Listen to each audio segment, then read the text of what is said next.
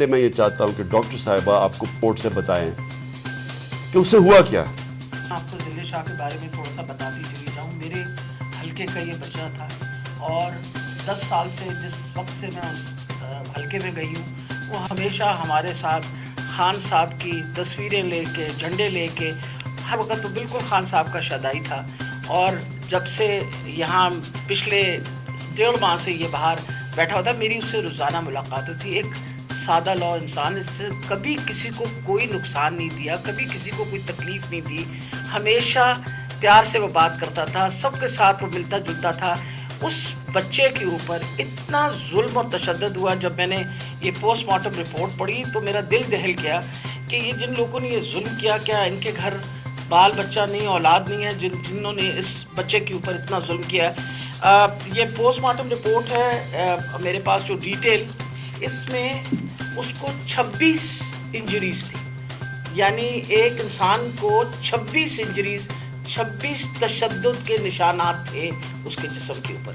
سب سے اہم جو تھا وہ تھا کہ اس کے سر کے اوپر باقاعدہ کسی بلنٹ انسٹرومنٹ یعنی کسی ڈنڈے سے اس کو زور سے اس کے سر پہ مار کے اس کا یہ جو ٹیمپرل بون سائڈ کی بون ہوتی ہے اس کا فریکچر ہو کے اور اس کا انٹراکرینیل ہیمریج یعنی دماغ کے اندر اس کے خون بہنا شروع ہو گیا تھا.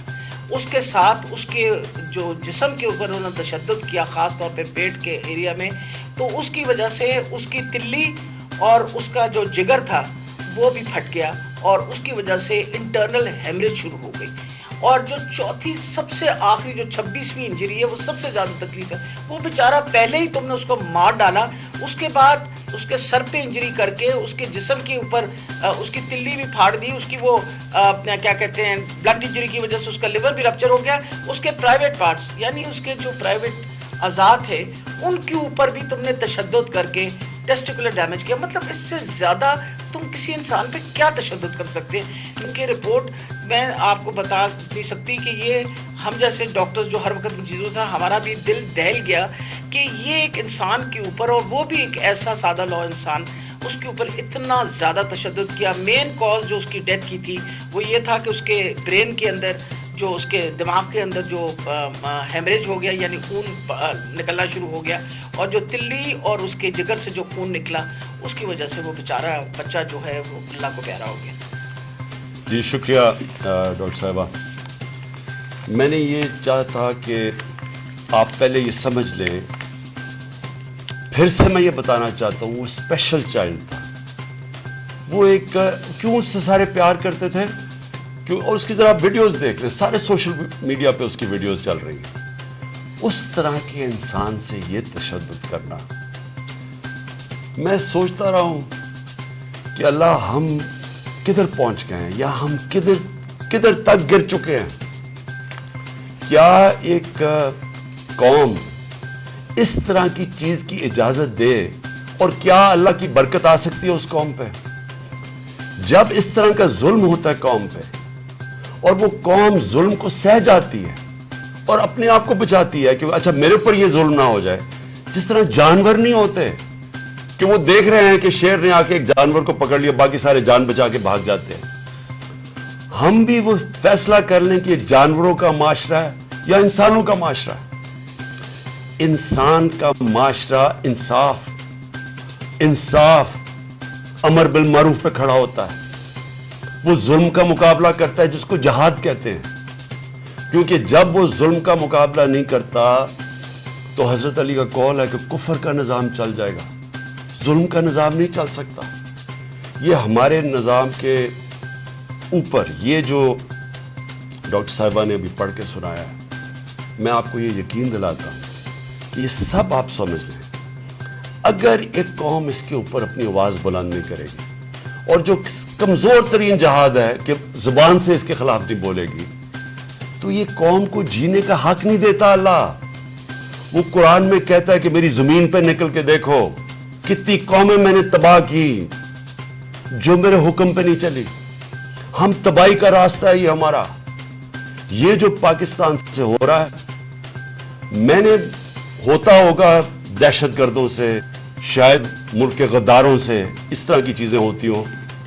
میں نے اپنی زندگی میں کبھی اس طرح کے واقعہ نہیں دیکھے کہ پہلے ایک کارکن ہے، پھر وہ اسپیشل چائلڈ ہے، اور پھر وہ کوئی کسی قسم کا زندگی میں اس نے کسی سے لڑائی تک نہیں کی، اس سے یہ تشدد کیا جائے.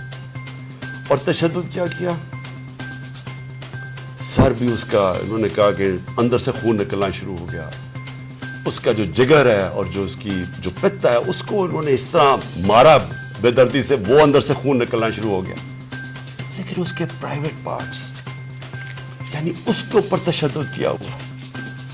میں ایک اور قرآن کی آیت ہے، اللہ کہتا ہے کہ انسان کو کہ میں نے تمہیں اشرف المخلوقات بنایا، سب سے عظیم مخلوق، جو انسان کا درجہ فرشتوں سے بھی اوپر چلا جاتا ہے. اگر انسان اللہ کے حکم پہ چلے وہ فرشتوں سے اوپر چلا جاتا ہے. لیکن وہی قرآن میں لکھا، وہ جب وہ گرتا ہے وہ جانوروں سے بھی نیچے چلا جاتا ہے. جانور بھی یہ نہ کریں.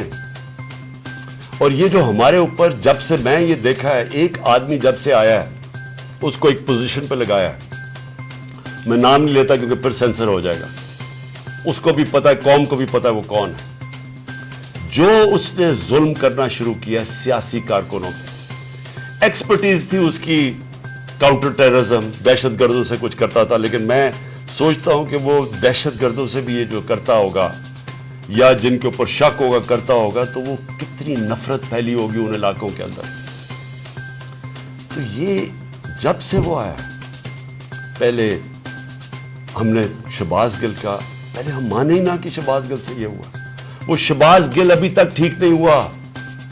جو انہوں نے اس کے اوپر تشدد کیا ہے، ایک یونیورسٹی پروفیسر پاکستان آتا ہے، چھوڑ کے ملک کے لیے ایک خواب دیکھ کے آتا ہے، اس کو جو انہوں نے ننگا کر کے جو اس کے اوپر تشدد کیا وہ ابھی تک ٹھیک نہیں ہے. کون سا وہ دہشت گرد تھا؟ پھر اعظم سواتی سے جو کیا انہوں نے. یعنی ہم اگر قوم یہ چیزیں بھول جائیں گی، ایک دن آپ کا بھی وقت آ جائے گا. ایک سینیٹر 75 سال کا آدمی، اس کو صرف ایک ٹویٹ کرنے پہ اوپر کے باجوہ صاحب شکریہ NRO 2 کا. کون سے دنیا کے ملک کے اندر یہ جرم ہے کہ شکریہ باجوہ صاحب NRO 2 کا؟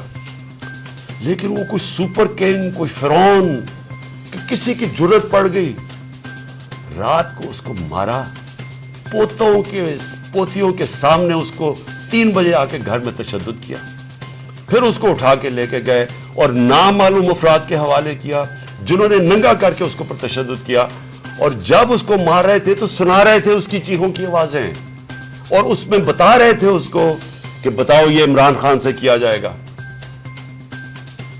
یہ ان لوگوں سے پالا پڑا ہوا اس قوم کو. اس کے بعد ارشد شریف سے وہ سب کو پتا ہے کیا ہوا. کیا ارشد شریف کا قصور؟ ساری قوم جانتی ہے کہ وہ رائے حق کا آدمی تھا، کوئی اس کا ضمیر کی قیمت نہیں تھی، کوئی اس کو خرید نہیں سکتا تھا، ڈرا نہیں سکتا تھا. اس جیسے جرنلسٹ سے، صحافی سے انہوں نے کیا. اور پھر سوشل میڈیا کے بچوں سے میں نے آپ کو بتایا، ماں باپ کا مجھے آیا کہ ہمارا بیٹا ابھی تک ٹھیک نہیں ہوا، کوئی ٹویٹ